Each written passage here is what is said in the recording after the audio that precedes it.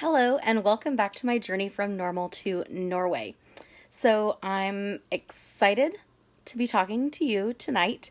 Um, it's getting close to midnight again. I got to get my sleeping habits on track. Just gotta do it. But anyway, I wanted to do a video anyway, but I also kind of wanted to do one with this timing for a superficial vein, maybe kind of reason, um, which is 2 nights from tonight. I'm going to be getting my hair cut. Um, Not sure how much shorter I'm going to be going, but I think a noticeable amount. Because I have been trying to grow it out, which I've said on here before. You're probably not interested, whatever. Sorry if you're not. But I'll make it short. So I was trying to grow it out, but the thing is, like, I have so much hair, and it's just so fluffy and curly that it's just kind of like everywhere when it's down, and just like it's a lot to handle. I'm kind of over it. I wear it up almost every single day, which there's nothing wrong with that, but like I just personally feel, I don't know, like less cute, like less.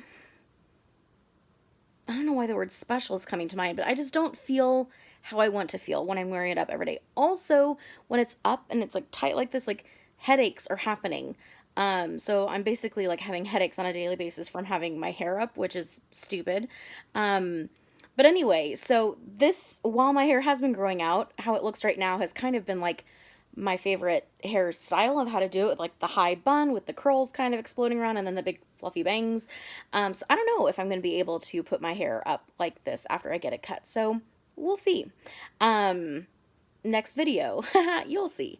But what I want to talk about tonight, which I'm just planning to be a short video, is just to kind of recommend some Norwegian entertainment.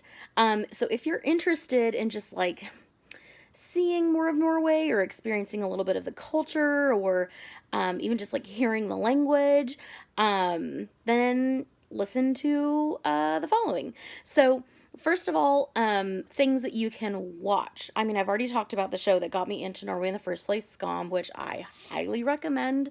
It is just because of the format and the way it was shown, which was brilliant. One of the best things about the show. It makes it a little more difficult to watch, but because it was like a full like 24/7 experience with like social media involved and all of that. But if you just want to straight up watch the videos, like, well, they were episodes, but it was an accumulation of clips from each week. Those are available, so you can look into that or comment here and ask me. But I do recommend it. It's just a little bit of work on your part to get to see it. But some things that are easily available. There's a few series that I've watched on Netflix now. One that just came out, which I keep saying oof, regroup. Okay. One that I recently watched is Ragnarok, that just came out a few weeks ago, and there are a few actors in it who are in Skam, which was exciting to kind of see their careers continue.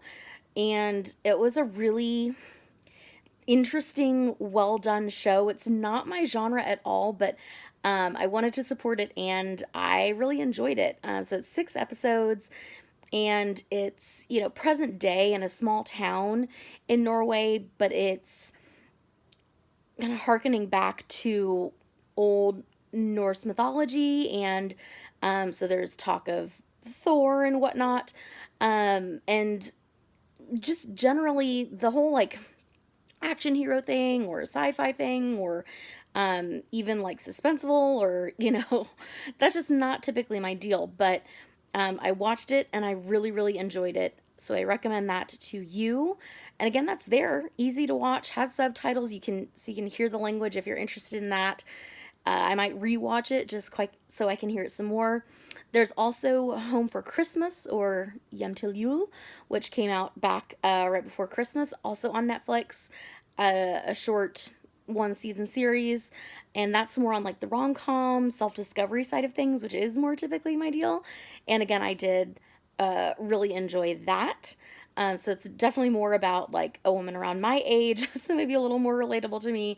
But I did thoroughly enjoy that. And then before that, a little while ago, I watched a series which is also on Netflix. There are two seasons of this one called Norsemen.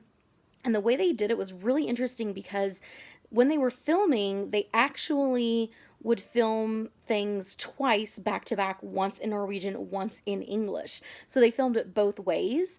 And I watched the English version, but it's a really like quirky sense of humor. It's a little out there.